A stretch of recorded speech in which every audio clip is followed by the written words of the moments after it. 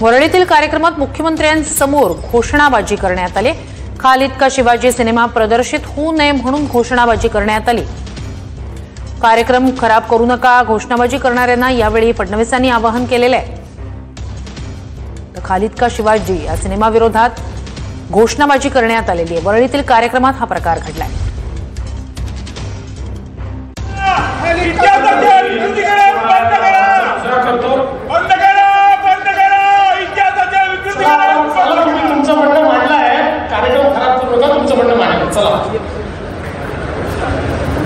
हिंद विश्वराज्याचे सरसंस्थापक छत्रपती शिवरायांना मानाचा मुजरा करतो। भारतीय राज्यघटनेचे शिल्पकार भारतरत्न डॉ. बाबासाहेब आंबेडकर यांना मानवंदना अर्पित करतो। तर ही दृश्य आपण पाहतोय वरळीतल्या कार्यक्रमातली ही दृश्य आहेत। कार्यक्रम सुरू असतानाच खालिद का शिवाजी सिनेमाला विरोध करत घोषणाबाजी करण्यात आली आणि यानंतर मुख्यमंत्री फडणवीसांनी कार्यक्रम खराब करू नका असं आवाहन या लोकांना केलेलं आहे। तर वरळीतल्या कार्यक्रमात मुख्यमंत्र्यांसमोरच खालिद का शिवाजी या सिनेमा विरोधात घोषणाबाजी करण्यात आलेली आहे। फडणवीसांच्या भाषणादरम्यानच ही घोषणाबाजी करण्यात आली।